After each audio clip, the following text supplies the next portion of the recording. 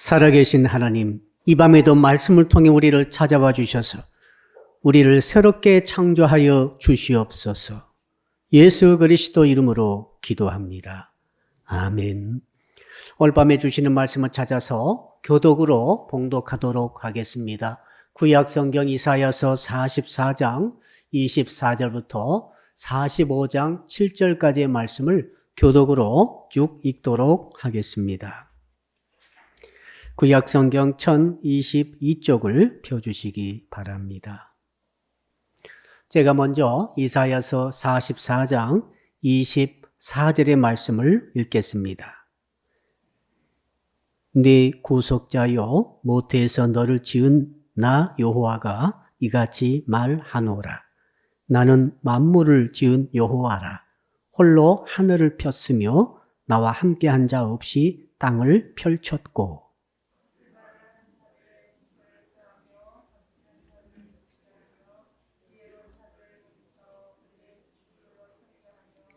그의 종의 말을 세워주며 그의 사자들의 계획을 성취하게 하며 예루살렘에 대하여는 이르기를 거기에 사람이 살리라 하며 유다 성읍들에 대하여는 중건될 것이라. 내가 이 황폐한 곳을 복구시키리라 하며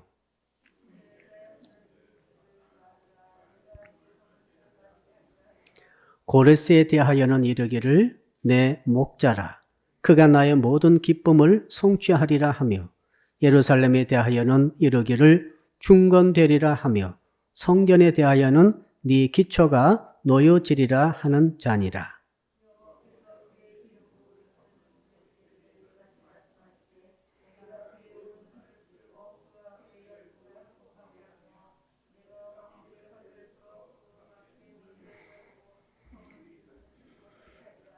내가 너보다 앞서가서 험한 곳을 평탄하게 하며 논문을 쳐서 부수며 쇠빗장을 꺾고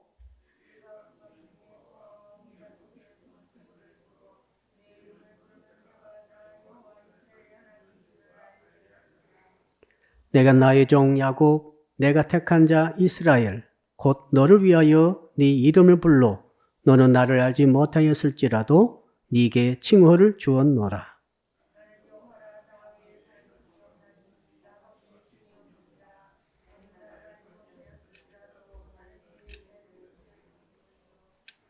해 뜨는 곳에서든지 지는 곳에서든지 나밖에 다른 이가 없는 줄을 알게 하리라. 나는 여호와라, 다른 이가 없느니라.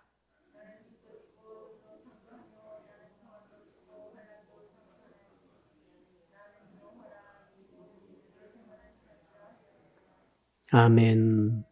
오늘 말씀의 제목 한번 같이 따라하겠습니다. 하나님의 절대 주권을 믿는 신앙. 우리 옆에 분에게 인사 나누겠습니다. 하나님의 절대 주권을 믿습니까? 절대 주권은 말 그대로입니다. 타협이 없습니다. 가감할 수 없습니다. 모든 것은 하나님이 뜻대로 전부 다 하신 것이라고 믿는가 하는 것입니다. 여러분이 잘 될 것을 하나님이 생각하시고 뜻하셨다면 여러분들은 잘났든 못났든 잘 될 것입니다. 여러분이 아무리 잘났어도 하나님이 고생길로 계획하셨다고 한다면 여러분 고생길로 들어가게 되는 거예요. 좋은 것도 하나님의 절대 주권이지만은 안 좋은 것도 하나님의 절대 주권의 영역하에 있다고 하는 것을 믿는가라고 오늘 주님이 말씀을 통해 우리에게 묻고 계십니다. 여기 이 마이크는 사람이 만들었습니다. 그리고 사람이 이것을 가까이 두고 잘 쓰고 있습니다. 그러나 이 마이크는 사람을 모릅니다. 왜? 마이크는 사람에 의해서 창조되었기 때문에 피조물이기 때문에 창조자 사람을 모를 수밖에 없어요. 그러나 창조한 사람은 마이크를 잘 알고 있습니다. 중요한 것은 창조한 사람은 이 마이크에 대한 절대 주권을 갖고 있어요. 이걸 내가 앞으로 10년 더 쓸 것인지 아니면 1년만 쓰고 버릴 것인지 아니면 지금이라도 당장 이 마이크를 다른 방으로 넘길 것인지, 이 모든 이 마이크에 대한 미래, 되어질 일들은 창조자 사람에게 달려 있습니다. 마이크의 생사하복, 흥망성쇠는 사람의 절대 주권에 달려 있는 거예요. 이게 절대 주권이죠. 자, 하나님께서 사람을 만드셨어요. 피조물이 바로 인간 아니겠습니까? 하나님은 창조자요, 우리 인간은 피조물입니다. 그래서 하나님 우리와 늘 함께 하시고 우리를 사용하시고 우리에게 여러 가지 것들을 다 해주셨어요. 그럼에도 불구하고 사람은 창조자 하나님을 모릅니다. 알 수 없어요. 피조물이 어떻게 창조자를 알 수 있겠습니까? 그러나 하나님은 창조자이시기 때문에 사람을 완전히 아십니다. 다 아는 거예요. 현재, 과거, 미래까지 다 알고 계시죠. 오늘 우리 찬양 가사 가운데 우리의 미래를 아시는 하나님을 노래하고 있어요. 놀라운 일이죠. 나는 나의 미래를 모릅니다. 아는 것 같지만 그렇지 않아요. 그러나 하나님은 내 미래를 완전히 아십니다. 진짜 중요한 것은 하나님은 나에 대한 완전한 절대 주권을 갖고 계십니다. 이것을 여러분은 믿습니까? 그 질문이요, 지금. 그러므로 내가 앞으로 10년간 이 일을 할 것인지, 5년간 하고 다른 일을 할 것인지, 1년만 하고 그만둘 것이고 다른 곳으로 갈 것인지, 나는 모르지만은 내 생각은 따로 있겠지만은 하나님은 완벽하게 팩트를 알고 계세요. 하나님의 뜻대로 하실 거예요.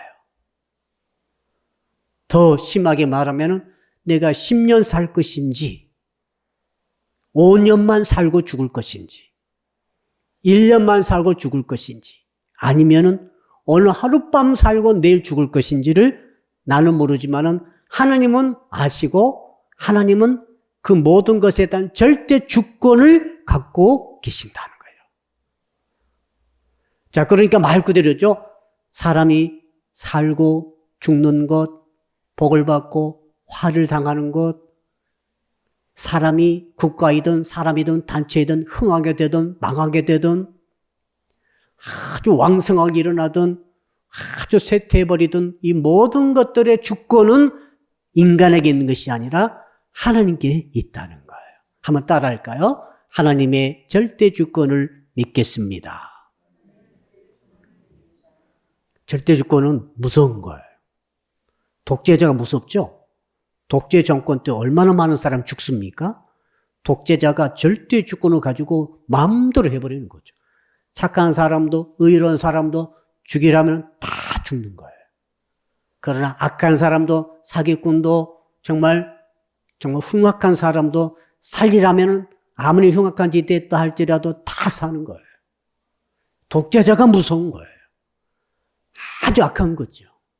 그러나 여러분, 하나님은 독재자와 비교도 안 될 정도로 절대적인 주권을 갖고 계십니다. 이것이 성경이 계시해 주는 하나님의 모습이에요. 자, 하나님께서는 피조물은 우리 인간이 하나님을 모르기 때문에 하나님께서 우리에게 당신을 계시해 주신다고 그랬죠? 계시, 열어서 보도록 해 주신다.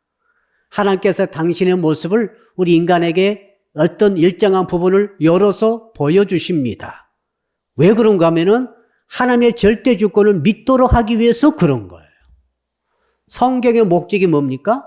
성경의 목적은 오늘 본문을 포함해서 하나님께서 절대 주권 가지신 자라고 하는 것을 보여주는 거예요. 다른 게 아닙니다. 오늘 본문도 마찬가지죠. 창조하신 하나님에 대해서 말씀하고 계세요. 복잡한 국제관계가 굉장히 변혁을 일으키고 달라졌는데 이 모든 것을 하나님이 하셨다라고 말씀하시는 거죠. 그래서 이 모든 것들을 지내놓고 보니까 성경 말씀 읽어보니까 정말 맞더라 하고 우리는 박수를 치는 것이죠. 아멘, 그렇습니다. 그때 당시는 이런 이사야가 했던 말, 이 사건이 일어나기 150년 전에 이사야 선지자가 이 글을 써놓고 자기는 죽었어요. 죽은 후에 이 국제관계가 아수르부터 시작해서 아수르, 바벨론, 페르시아 요 세 나라가 서로 패권 다툼하면서 흥망성쇠를 거쳐가면서 어떤 일이 벌어졌는데 그 일 사이에 유다 왕국이 끼어 있었고 유다 왕국이 어떻게 망했고 어떻게 포로로 잡혀갔고 어떻게 돌아왔는가 이 모든 과정들이 이 복잡한 국제관계 패권 다툼 속에서 일어났다. 하나님께서 구원하시는 역사가 일어났다 하는 것을 쓰고 있는데 이 쓴 이사야는 벌써 죽었지만은 그 후 100년 후에 다 일어났다는 것을 우리는 확인하고 있죠, 지금. 하나님의 절대 주권을 지금 말씀하고 있는 것이죠. 하나님께서는 이 성경이라고 하는 이 통로를 통해서 당신을 계시해 주시기를 즐겨하십니다. 하나님께서 선택한 선지자에게 성경을 쓰게 하시고 그 쓰여진 성경을 읽도록 하심으로써 절대 알 수 없는 하나님을 알도록 하시는 거예요. 이게 하나님의 자기 계시고 그 하나님께서 알도록 하시는 주제가 뭐냐면 하나님을 보여주시는 거죠. 그 하나님께서 뭘 보여주십니까? 나는 절대 주권자다. 이것을 계속해서 보여주고 계시죠.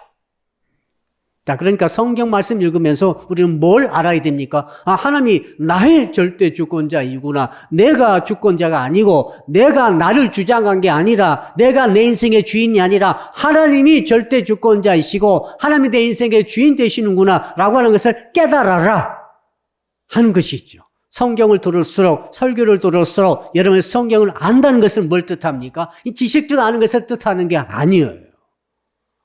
하나님의 절대 주권자 되심을 철저하게 인정하고 깨달은 사람이 이제 하나님의 절대 주권에 부응해서 살아가게 되겠죠. 이런 삶을 주님이 원하시는 것입니다. 자, 그러니 오늘 절대 주권자의 모습을 하나님께서 말씀을 통해 보여주고 계시는데 정말 하나님께서 어떤 모습으로 보여주시는가 봅시다. 이 성경 글자가 하나님의 모습이에요. 성경 글자, 문단, 성경 전체 읽어가면서 우리는 하나님을 알아가는 거죠.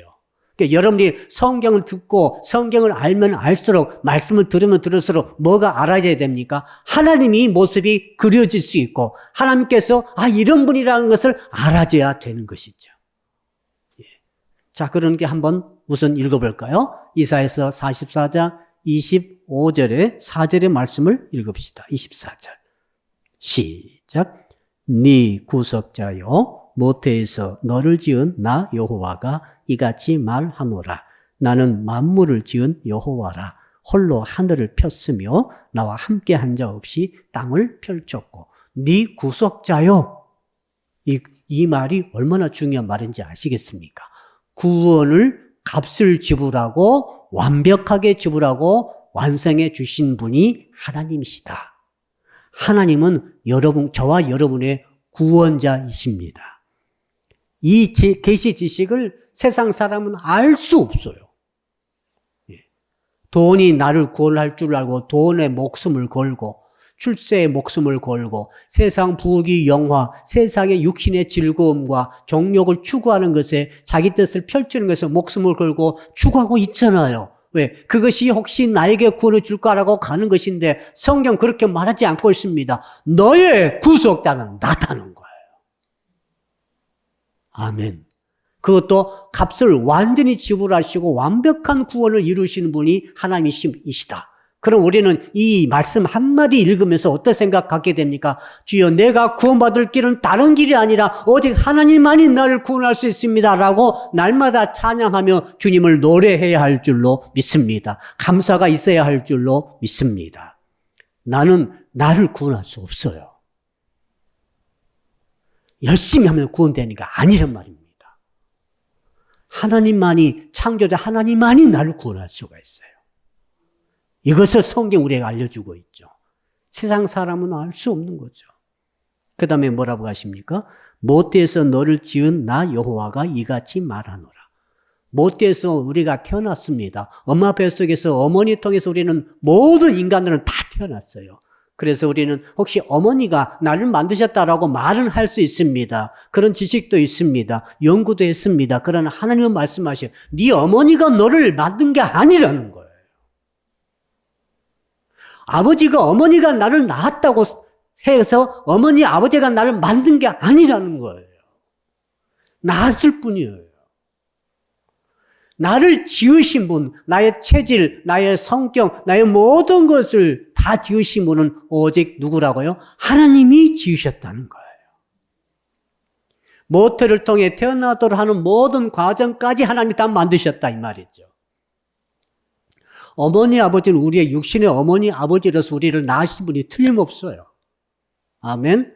그러나 우리를 지으신 분은 아니시라 그런 거죠. 하나님이 우리를 지으셨어요.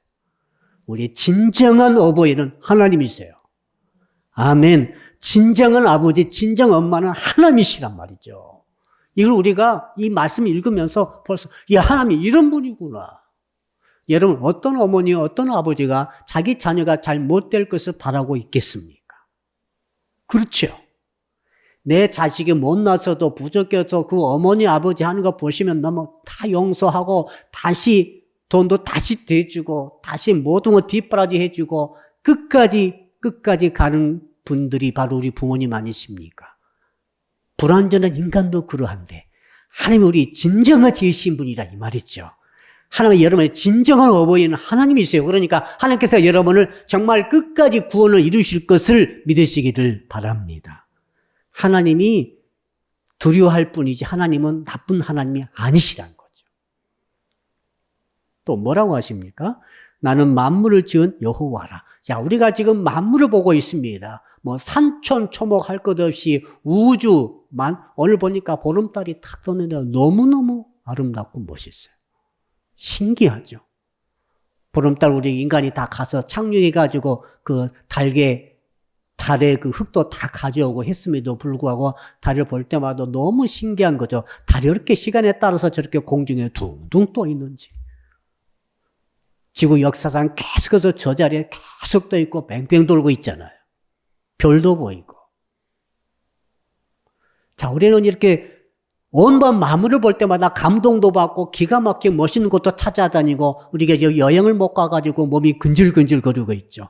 여행도 빨리 가야 되겠고 우리 교회가 이제 곧 선교 여행도 가야 되겠는데 지금 하나님께서 길을 열어주실 줄로 믿습니다. 자, 그러니까 왜 거기를 갑니까? 야, 하나님께서 만드신 창조주가 창조세계가 이렇게 멋있거나 하면 얼마나 좋겠어요. 아니, 너무 멋있다 가는 거죠.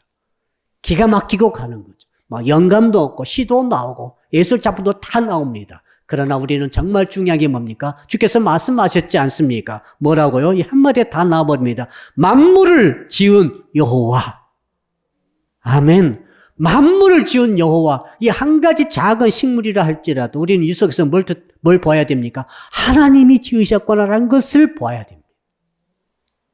위대한 장면, 위대한 광경, 위대한 바다, 산초초목을 쫙 보면서 얼마나 기가 막히게 멋있습니까? 멋있는 광경, 달을 볼 때마다 우리는 하나님을 알아야 되는 거죠. 하나님을 느껴야 되는 거죠. 하나님을 직면하게 되는 거죠. 하나님이 이걸 지으셨군요. 이게 이 말씀에서 나오는 것 아니겠어요? 자, 그래서 하나님께서 홀로 하늘을 폈으며 나와 함께한 자 없이 땅을 펼쳤다. 하늘도 펼쳤다. 땅도 펼쳤다. 펼쳤다 말은 작동되게 했다 이 말이죠. 그냥 만들어 놓고 놔둔 게 아니라 펼쳐가지고 이게 계속 움직이며 작동되며 하나님의 뜻하신 그 방향으로 움직여 가도록 이렇게 만들어 놓으셨다. 지구가 날마다 돌고 있죠? 밤낮 바뀌고 있잖아요. 공전하고 있죠? 지금 가을이 왔고 이제 10월이 다 가고 있습니다.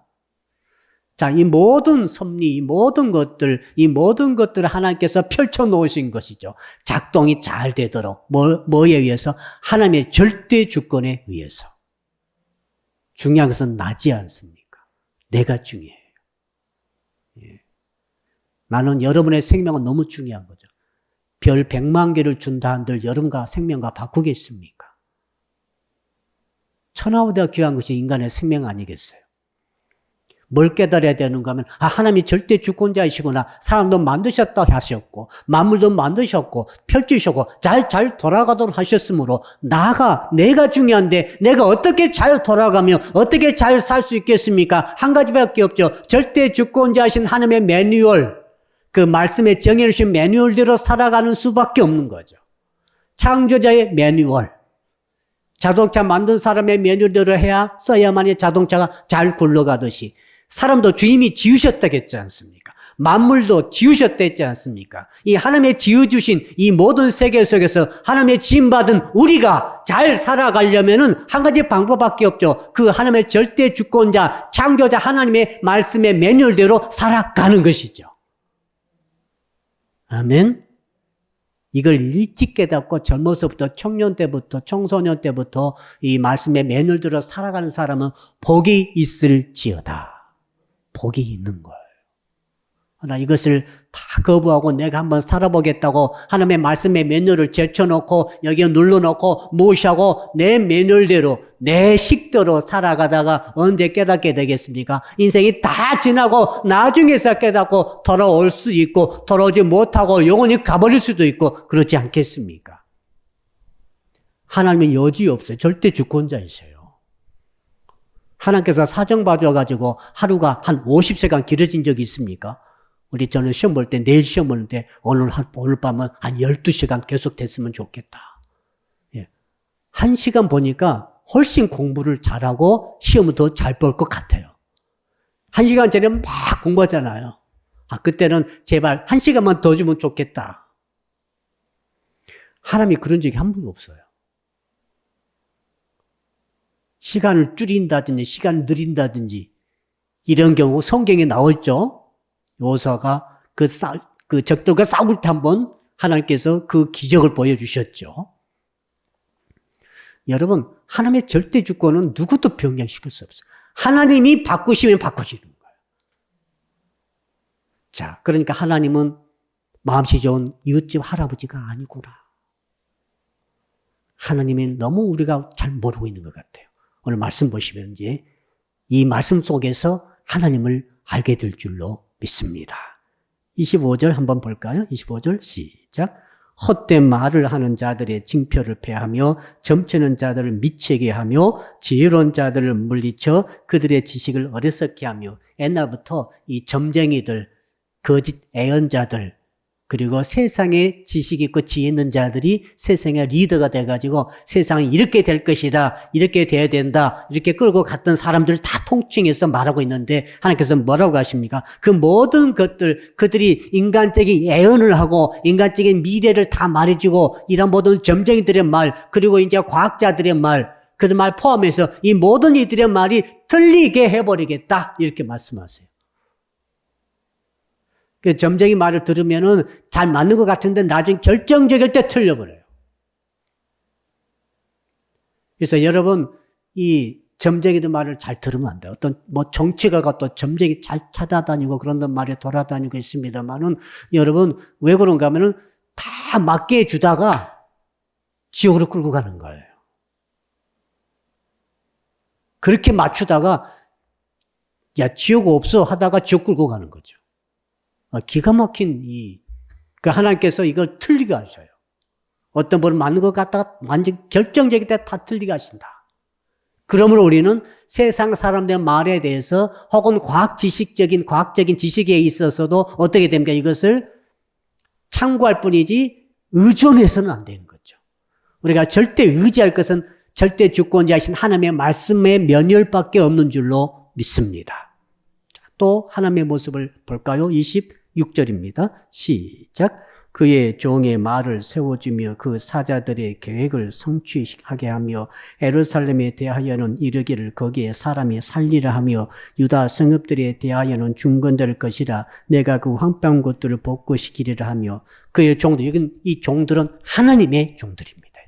거짓 선지자가 아니고 이 점쟁이들이 아니라 하나님의 종들, 하나님의 사자들에게는 하나님께서 말씀을 주시겠다는 거예요. 선지자들에게 말씀을 주셨지 않습니까, 지금? 이게 아닙니까, 그게? 그렇죠? 사도들과 선지자들에게 말씀을 주셔가지고 이것을 기록하게 하셔서 이것을 오늘 저와 여러분들이 읽고 있지 않습니까? 주께서 하신 말씀은 가짜 그 예언자들과 세상의 그 지식이 있는 자들과 그 세상의 점쟁이들 말은 틀리게 하지만은 내 종들에게 했던 내 말은 다 맞게 해주겠다는 거예요. 이것이 하나님의 뜻이에요. 절대 주권이 하나님의 방식이에요. 말씀을 맞게 한 것이 하나님의 방식이에요. 그러면 여러분 다른 건 몰라도 하나님의 말씀을 꼭 믿으시기를 바랍니다. 의심하고 보면은 안 되는 거죠. 그러면서 하시는 말씀이 뭐라고 하시는가 하면 세 가지 예언을 말씀하시죠. 예루살렘에 대하여 이르기를 거기에 사람이 살리라. 지금 사람이 안 살아요. 왜 그런가 하면 바벨론으로 포로 잡혀가가지고 예루살렘이 황무지가 되어버렸어요. 들짐승이 늑대가 왔다 갔다 여우가 왔다 갔다 하는 그런 것이 됐어요. 근데 지금 하나님의 종을 통해 예언의 말씀 하시잖아요. 지금 이사야 통해 말씀하고 계시지 않습니까? 예루살렘에 사람이 살리라. 이제는 사람이 사는 거예요. 하나님의 방식이 뭐 이게. 두 번째 예언이 뭡니까? 유다 성읍들에 대하여는 중건될 것이라 그랬죠. 중건될 것이라. 그 예루살렘 도성 전체가 다 파괴됐는데 이제는 다시 옛날처럼 중건이 될 것이라고 말씀을 지금 선포하는 거예요, 지금. 그래가지고 나중에 보니까 실제로 이 말씀대로 중건이 됐지요. 포로에서 귀환하지 않습니까? 그래서 도시를 건설하지 않습니까? 또 있죠? 27절 읽어봅시다. 시작. 기쁨에 대하여는 이르기를 마르라. 내가 내 강물들을 마르게 하리라 하며, 이것은 홍해 사건이 염두에 두고 하는 말이에요. 하나님께서 홍해를 마른 땅이 되게 해서 건너게 하셨듯이 하나님의 말씀이 절대 주권이 하나님께서 말씀하시면은 강이라도 마른 땅이 된다는 거죠. 사막이라도 강이 흐른다는 거예요. 절대 주권자가 이렇게 엄청난 것입니다. 28절. 자, 느닷없이 고레스가 나오죠. 자, 28절 우리 같이 읽읍시다. 시작. 고레스에 대하여는 이르기를 내 목자라 그가 나의 모든 기쁨을 성취하리라 하며, 예루살렘에 대하여는 이르기를 중건되리라 하며, 성전에 대하여는 네 기초가 놓여지리라 하는 자니라. 고레스라는 사람이 나타나. 고레스는 바사 왕국의 처음에 작은 나라였어요. 작은 나라 바사 왕국의 왕이었어요. 고레스가. 근데 하나님께서 고레스는 하나님 믿지도 않는 사람이에요. 마르둑이라고 하는 우상신을 믿는 사람이에요. 그런데 하나님께서 이 고레스라는 사람을 자기의 양을 치는 목자로 삼겠다는 거예요, 지금. 그래가지고 자기 양, 유다 사람들이죠. 자기 양을 돌보도록 해주겠다는 거예요. 그리고 이 사람 통해서 예루살렘이 중건되리라 라고 명령을 내리도록 하겠다는 거예요. 그리고 성전에 대하여 기초가 놓여지리라 이렇게 선포하는 말을 하도록 하겠다는 거죠. 실제로 고레스가 칙령을 발표하지 않습니까? 칙령 발표해가지고 유다 사람들에게 너희 나라로 돌아가라 그랬어요. 그대로 됐어요. 그래서 돌아가면 뭐합니까? 가가지고 성전을 기초를 세우라, 그리고 성벽을 건축하라 라고 전부 허락해주고 선포해버렸어요. 이게 고레스의 칙령이죠. 이 사건은 이 고레스가 나타나기 한 50년 전에 쓴 글이에요. 이사야가. 왜 이렇게 했습니까? 내가 절대 주권자다. 예를 들어서 유다 사람들이 독립운동 해가지고 다시 자기 나라로 돌아갈 수도 있잖아요. 근데 그런 일을 하나도 없었어요.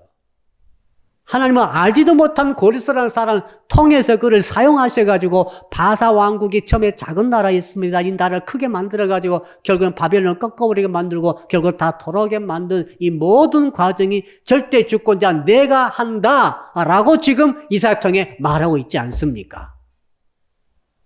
하나님의 절대 주권자의 말씀이 얼마나 위대한가라고 하는 것을 우리에게 지금 읽으면서 깨닫도록 하시는 것입니다. 자, 그렇다면은 이렇게까지 하나님께서 하시는데 45장에 딱 들어가 보게 되면 이 고레스 왕을 통해서 어떻게 구체적으로 하나님의 백성을 구원하시는가를 쓰고 있어요. 일단 45장 1절을 같이 읽어보겠습니다. 시작. 여호와께서 그의 기름 부음을 받은 고레스에게 이같이 말씀하시되 내가 그의 오른손을 붙들고 그 앞에 열국을 항복하게 하며 내가 왕들의 허리를 풀어 그 앞에 문들을 열고 성문들이 닫히지 못하게 하리라. 이 고레스에 대해서 잠깐 우리가 배경을 좀 알면 좋겠어요. 고레스가 작은 바사 나라, 페르시아가 원래 작은 나라였습니다. 여기가 페르시아가 있고 옆에가 메데라는 나라가 있어요. 메데라는 나라가 훨씬 커요. 페르시아가 훨씬 작았어요. 그리고 바벨론의 치하에 있었어요. 바벨론이 세계 제국이고 이 안에 바사도 있고 페르시아도 있었어요. 그리고 메대가 있었죠. 메대가 말이죠. 힘을 좀 기르더니 이제 야, 저 바벨론을 쳐 부수자. 그래서 작전을 다 짜고 군대를 키우고 막 그렇게 이제 그렇게 독립운동을 독립전쟁을 일으키려 하고 있을 때에 자기 힘으로 아무래도 부족하니까 바벨론이 너무 크니까. 그래서 바사에게, 고레스에게 우리 연합해서 힘을 합쳐서 바벨론을 무찌르자라고 말을 합니다. 그때 고레스는 신경도 안 써요. 우리같이 작고 연약한 나라가 어떻게 저 바벨론 대제국을 무찌르느냐? 나는 할 수 없다라고 딱 잘라버려요. 그러니까 여러분 일단 이 반란 일으키자고 누가 요청했는데 그거 거절하게 되면은 그 사람을 죽이게 돼 있어요. 왜? 비밀이 새 나갔잖아요, 이제. 그래서 메대가 왕이 화가 나가지고 있는 자기 추하에 장군을 보내요. 군대를 보내서 저 바사를 쓸어버려라. 저것들 안 되겠다. 했더니 그 메대의 장군이 군대를 거느리고 이제 바사로 쳐들어갑니다. 고레스 왕이 있는 바사로 쳐들어가다가 도중에 변심합니다. 어떻게 변심하는가 하면은, 야, 아무래도 고레스 왕이 똑똑할 것 같고, 아무래도 고레스가 더 고레스 왕에 붙으면은 아무래도 전쟁도 안 하고 얼마나 살 수 있다 해가지고, 그가 고레스 왕에게 가가지고 고레스를 치러 갔다가 고레스에게 항복해버려요. 참. 고레스는 아무 생각 없이 있다가 그냥 장군 하나가 엄청 많은 군대를 거느리고 자기 부하가 되겠다고 딱 무릎을 꿇어버렸어. 그래? 그럼 그냥 들어온 떡은 어떻게 됩니까? 받아 먹어야지. 고레스가 좋다 그럼 내 부하가 되라. 갑자기 좀 커졌어요. 바사가 좀 커진 거죠, 이제. 이 소식 듣고 메대 왕이 더 화가 나가지고 마지막 군대를 장군 딸려서 보냅니다. 너 반드시 가서 치고 와. 배신자까지 다 처단하고 와라. 그랬더니 그 두 번째 장군이 오다가 또 가운데 또 변심했어요. 이상한 나라죠. 이상한 일이야, 이거. 예, 오죽했으면, 출정시킨 장군이 변절하는 것은 쉽지 않습니다. 왜 그런가 하면은 군대를 보내기 때문에 가장 신실하고 왕의 오른팔, 왼팔을 보내는 거예요. 근데 두 장군이 후에 간 장군까지도 자기 군대 거느리고 다 바사에게 투항하고 고레스에게 무릎을 꿇어버렸어요. 내가 당신의 신하가 되겠습니다. 그러니까 메대의 군대가 다 바사로 와버린 거예요. 신기하죠? 자, 그러니까 바사는 메대보다 작았지만은 이 일이 있으면서 바사가 메대에 비교할 수 없을 정도로 큰 나라가 돼버렸어요. 자동적으로 메대가 바사에게 항복해버렸어요. 무슨 말인지 알겠죠? 그래서 메대 바사 왕국이 된 거예요. 메대 바사 왕국이 되고 보니까 막 힘이 넘쳐나니까 야, 바벨론 한번 해볼 만하다. 바벨론을 자꾸 타락하고 있었거든요. 그래가지고 갑자기 메대 바사의 고레스가 바벨론을 물질러버리고 엎어버리고 전체를 바사 왕국, 바사 제국을 딱 해버리고 모든 옛날의 바벨 영역을 다 차지해버렸어요. 이게 단시간에 일어나 버렸어요. 여러분, 이 국제적인 엄청난 변혁은 나중에 하나님께서 말씀하십니다. 내가 했다는 거예요. 제가 이런 일을 생각해 보니까 우리나라에 비교해 보니까 이런 일이 있는 거 한번 상상을 제가 해봤어요. 중국이 갑자기 10개 나라로 쪼개져 버려요. 중국이. 이거 상상력입니다. 하나님이 하시면 하시는 거예요. 북한이 중국 믿고 저러잖아요. 중국이 쪼개져버리면 중국이 힘이 없어져 버려요. 그럼 만주국이 전부 다 북한이 남한 쪽으로 오겠다고 자기들이 그렇게 만주에 가보게 되면 지금도 그렇죠. 한국어 다 통해요. 중국어 통하지만 한국어 다 통해요. 그것이 지금 하얼빈이라든지 만주 지역입니다. 산독이라든지 단둥은 물론이거든요. 한국 사람이 많이 살고 있어요. 그래서 그 주민들이 우리는 남한에 붙겠다고 해버렸어요. 중국은 이미 힘이 없어요. 10개로 쪼개졌다니까요, 전부. 자, 그러니까, 만주는 사우스 코리아가 된 거예요. 신나죠? 한번 상상을 좀 해보세요. 그러니까 북한이 사우디 사이에 끼게 됐어요. 북한이 할 수 없다. 우리도 남한에 가겠다. 대신 정치적 생명 보장해 달라.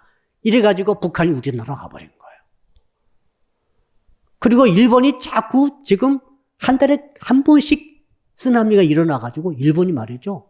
더 이상 살지 못하겠다고 그래가지고 우리 남한에 요청을 했어요. 우리를 제발 식민지로 삼아달라. 터널도 뚫어달라. 우리가 좀 터널을 안 뚫어주고 있거든요. 상상이에요, 지금. 일본 사람 들으면 기분 나쁘겠지만은 내 맘이에요, 지금. 이 설교는 내 목사의 절대 주권이에요, 지금.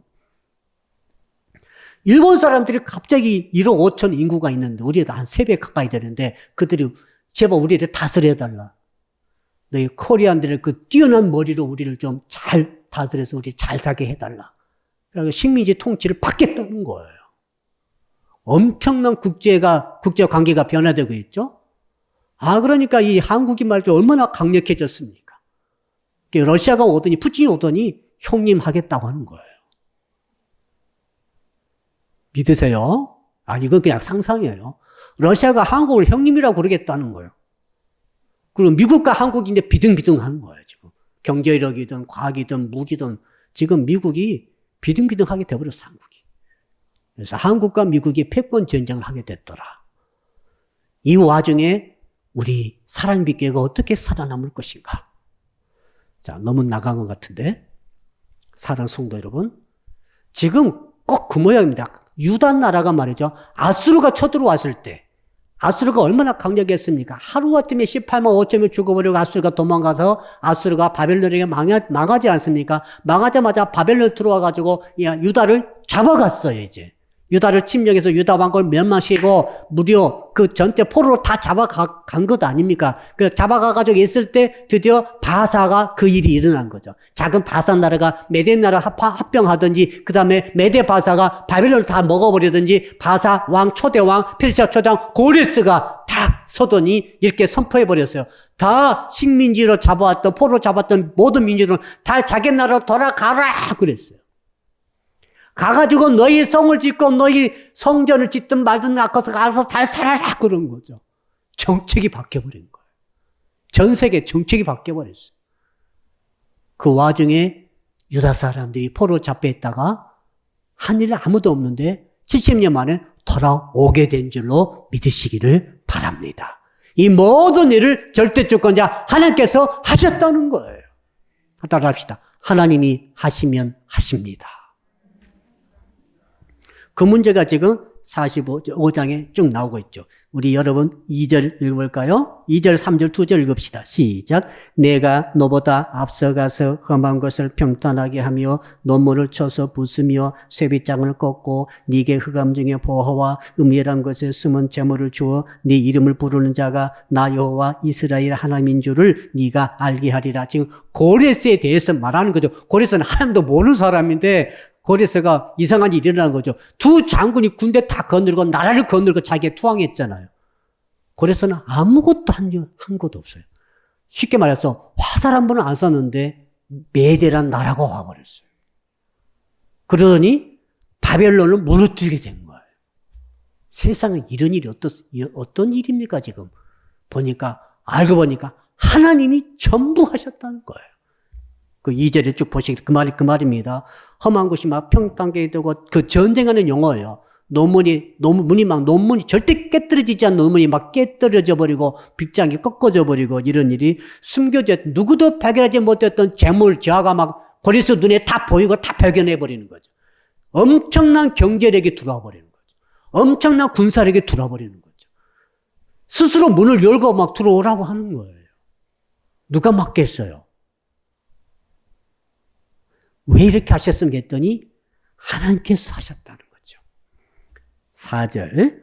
자, 4절부터 그냥 중요합니다. 이렇게 절대 주권을 가지고 하나님께서 고레스란 하나님도 모르는 사람을 사용하셔서 국제 관계를 뒤집어 엎으시면서 이렇게 해버린 이유가 무엇입니까? 했더니 4절이 그 목적이 나오는 거죠.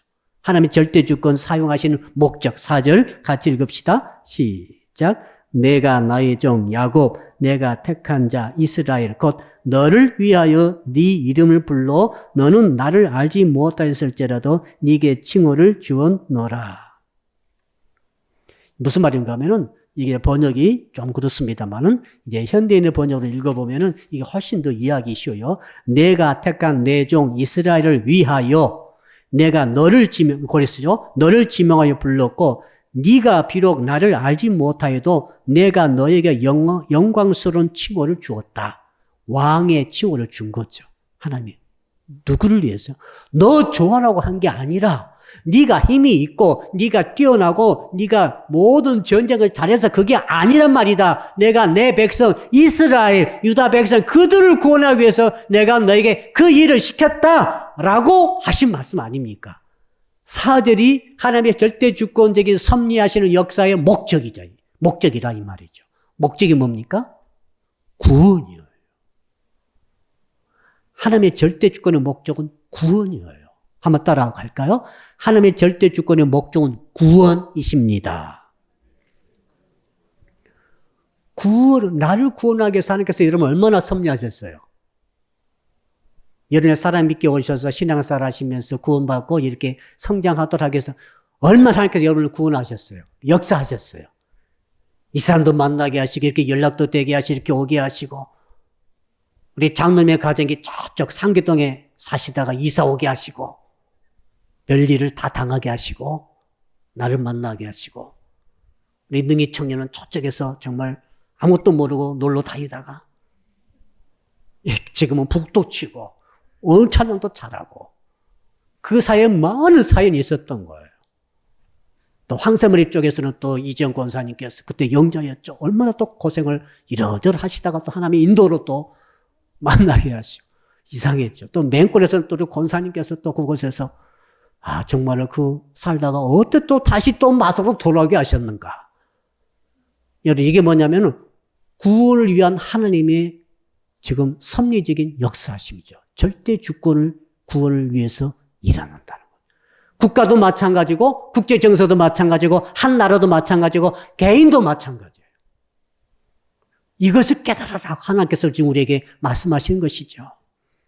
여러분 이렇게 쭉 보게 되니까 정말 의미 없는 것이 없습니다. 자 그렇다면은 마지막 절 7절을 통해 우리 결론 내립시다. 7절 우리 같이 읽읍시다. 시작. 나는 빛도 짓고 어둠도 창조하며 나는 평안도 짓고 환난도 창조하나니 나는 여호와라. 이 모든 일들을 행하는 자니라 하였노라. 이 모든 일을 행하는 자니라. 고레스가 아니야. 아수르고 바벨론이고 바사고 메도고 이런 것들이 아니란 말이다. 내가 한다. 내가. 왜 그렇게 하십니까? 저 유대 백성, 나의 선택한 백성들을 지금 그들을 다시 본토로 보내가지고 다시 나라를 세우고 다시 예루살렘과 성전을 다시 이루어서 나 하나님께 영광을 돌려 제사 드리도록 하기 위해서 내가 지금 전부 다 움직이고 있다. 내가 행하느니라. 나는 절대 주권자 하나님이다.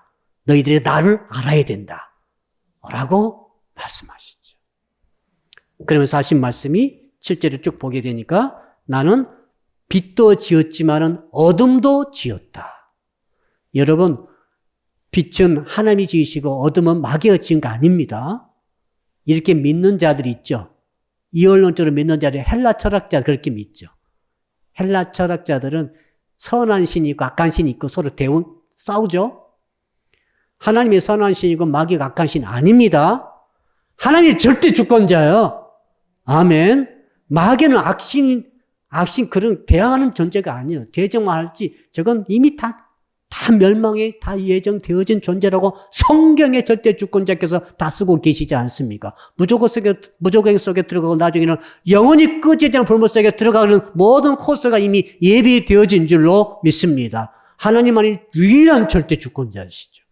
그분이 빛도 창조하시고 어둠도 창조하셨다. 그러므로 여러분의 인생 하나님께서 빛을 주실 때가 있으시죠. 그러나 하나님께서 어둠도 줄 수 있다는 사실을 아십니까? 캄캄한 어둠이 여러분에 덮칠 수 있다는 것을 아십니까? 이것을 인정하는 것이 하나님의 절대 주권을 믿는 거예요. 또 뭐라고 하셨죠? 하나님께서 평안도 짓고 환난도 창조한다. 여러분, 하나님께서 우리에게 평안 주시면 얼마나 좋아요. 가정이 평안하고 마음이 평안하고 육체가 평안하고 범사가 평안하고 교회가 평안하고 나라가 평안하면 큰 복인 줄로 믿습니다. 그런데 절대 주권자 하나님께서 말씀하시기를 내가 평안만 진 것이 아니라 뭣도 환난도 창조한다. 이야, 이런 다른 것은 저주라고 되어 있더라고요. 하나님께서는 평안도 창조하시고 축복도 창조하시지만은 하나님께서 저주도 창조하시고 그리고 어둠도 창조하시고 그리고 환난도 창조하신다. 그러므로 때때로 하나님께서 당신의 백성들에게 환난도 주시잖아요. 포로로 잡혀가게 하시잖아요. 저주 중에 저주를 당하게 하시잖아요. 하나님의 절대 주권의 섭리는 무서운 거예요. 그래서 하나님께서 우리에게 빛을 주시고 평안을 주시고 축복 주시고 이것만 주신다면 얼마나 좋겠어요. 그러나 구원을 위해서 다른 게 아닙니다. 구원을 위해서 우리는 때로 뭘로? 어둠도 주시고 때로 환난도 주시고 때로 저주 주시는 일도 경험하도록 하시는 것이 하나님의 절대 주권인 것을 여러분이 알아야 된다. 아멘. 결론이죠. 여러분 하나님의 절대 주권을 믿습니까? 제가 처음 물어봤죠? 믿으십니까? 그렇다면은 빛이 있고 평안이 있고 축복이 있을 때만 하나님 믿고 감사하는 것이 아니라 혹시 내 삶 속에 어둠이 깃들이고 내 삶 속에 고통이 있고 환난이 있고 저주 같은 일들이 일어났을 때 그때는 어떻게 하시렵니까? 그래도 하나님의 절대 주권 하에 포함되던 이 일이 결국에는 합력하여 서로 이룰 것을 믿고 그 일 속에서 어둠 속에서도 감사해야 할 줄로 믿습니다. 자, 환난 속에서도 감사가 하는 것이 절대 주권 믿는 성도의 특징 중에 특징이에요. 왜? 하나님 우리에게 축복을 초점으로 역사하는 게 아니라 하나님은 구원을 초점으로 역사하시기 때문에 그래요. 완전히 달라요. 축복을 주시는 축복만 주시는 하나님이라고 믿을 때는 어떤 일이 일어납니까? 저주 같은 일이 일어나면 하나님을 떠나야 돼요. 그래서 하나님 우리에게 뭘 주신다고? 구원을 주시기 위해서. 모든 것을 절대 주권 역사하시기 때문에. 그러므로 때때로 빛도 있지만 어둠도 있다는 사실. 때때로 축복도 있지만 저주 비슷한 그런 환난이 있다는 사실. 그러나 저주와 환난은 영원히 계속되는 게 아니라 합력하여 모든 것이 합력하여 손을 주신 하나님께서 그 섭리적으로 그것도 이용하셔서 결국 구원을 이루어 주실 줄로 믿습니다. 기도하겠습니다. 오늘 주신 말씀 붙들고 우리 주여 부르고 1분간 통성으로 기도합니다. 주여 하나님의 절대 주권을 믿습니다. 진영 오늘 또 본문의 말씀 이사야서 44장 24절부터 45장 7절에 이르기까지 말씀을 통하여서 하나님의 음성을 듣게 하시니 감사합니다. 하나님의 자기 계시를 보여주신 것을 감사합니다. 하나님의 창조자이시고 나를 지으신 이기 때문에 나에 대한 절대 주권을 갖고 계시며 이 만물을 지으셨기 때문에 만물에 대한 절대 주권을 하나님만이 갖고 계신 줄로 믿습니다. 하오니 주여 하나님께서 쓰시고자 하시면 이렇게도 쓰시지만 저렇게도 쓰시고 이 사람 저 사람을 쓰시기도 하나님을 알지도 못한 왕도 고레스 왕을 쓰셔가지고 이렇게 바사 위대한 나라를 큰 나라를 만들어서 이스라엘 백성 유다 백성들을 다 폴에서 토록게 하도록 그런 구원의 역사를 이루신 것을 보았나이다. 주님 지금 이 시간에도 주님의 절대 주권을 가지신 하나님께서 우리의 삶을 주장하시고 역사하고 계심을 믿습니다. 그 초점이 바로 축복이 아니라 구원인 줄로 믿습니다. 구원이라는 초점을 향하여서 하나님께서 절대 주권자로 역사하고 계시니 때때로 빛을 주시면 때때로 어둠을 주시며 때때로 축복을 주시고 때때로 평안을 주시지만 때때로 환난도 주시고 때때로 저주 같은 일도 주시는 것을 우리가 깨닫게 되었나이다. 그리하면 하나님의 아버지 어떤 상황 어떤 저주 여건 속에서도 어떤 상황 속에서도 하나님께 감사하게 하시고 하나님을 기뻐하게 하시고 하나님께 주신 모든 일들을 아멘하고 수용하고 받아들이고 억색함으로 말미암아 하나님의 섭리를 믿음으로 받아들임으로 말미암아 감사가 나오게 하시고 결과적으로는 구원을 향하여서 모든 것을 합력하여 손을 이루심으로 구원을 완성하실 주임을 믿고 나아가는 저희 모든 성도가 되게 하여 주시옵소서. 두 번째로 기도합니다. 이번 주는 10월 네 번째 주일입니다. 말씀으로 등불을 켜는 신앙이란 주제로 주님을 예배할 때인데 1부 예배와 2부 예배, 청소년 예배, 청년부 모임 그리고 아동부 예배 현장에 주님이 함께하여 주시옵소서. 코로나19 상황, 백신의 상황을 우리 성도들이 반드시 이기고 승리케 하여 주시옵소서. 또 어려운 이 형제 자매 특히 청년들의 진로와 앞날을 열어 주시옵소서. 우리 주여 부르고 1분만 더 기도하겠습니다. 주여 아버지 하나님, 이번 주일에 10월 네 번째 주일을 허락해 주실 줄로 믿고 감사를 드립니다. 말씀으로 등불을 켜는 신앙이라는 주제를 가지고 하나님을 예배할 때 1부 예배 기름 부어 주시옵소서. 2부 예배 성령의 충만함이 있게 하여 주시옵소서. 아동부 예배 하나님의 놀라운 역사가 있게 하여 주시옵소서. 청소년 이 조로들 예배를 할 때 하나님의 귀한 역사 간섭하심 있게 하여 주옵소서. 청년들 기도 모임을 통해서 놀라운 은혜가 있게 하여 주시옵소서. 백신 때문에 후유증 없도록 주께서 모두 백신 받는 성도를 지켜 주시옵소서. 아버지 코로나19 상황 속에서도 눌리지 않도록 모든 사업하신 분들의 사업장을 붙들어 주시옵소서. 일들을 붙들어 주시옵소서. 코로나 백신 이 코로나 속에서도 승리하는 우리의 성도들, 안전하게 보호되는 성도들이 되게 하여 주시옵소서. 어떤 일이 있다 할지라도 이 어려운 상황 속에 있는 성도들, 집을 구하는 자가 있습니까? 길을 열어주시고, 진로를 구하는 자가 있습니까? 대학력 대수능을 위해서 주면 자가 있습니까? 그 길로 열어주시고 앞날을 열어주실 줄로 믿습니다. 감사할 때 모든 말씀을 예수 그리스도 이름으로 축복하고 기도드리옵나이다. 아멘. 하늘에 계신 우리 아버지, 아버지의 이름을 거룩하게 하시며 아버지의 나라가 오게 하시며 아버지의 뜻이 하늘에서와 같이 땅에서도 이루어지게 하소서. 오늘 우리에게 일용할 양식을 주시고 우리가 우리에게 잘못한 사람을 용서하여 준 것 같이 우리 죄를 용서하여 주시고 우리를 시험에 빠지지 않게 하시고 악에서 구하소서. 나라와 권능과 영광이 영원히 아버지의 것입니다. 아멘.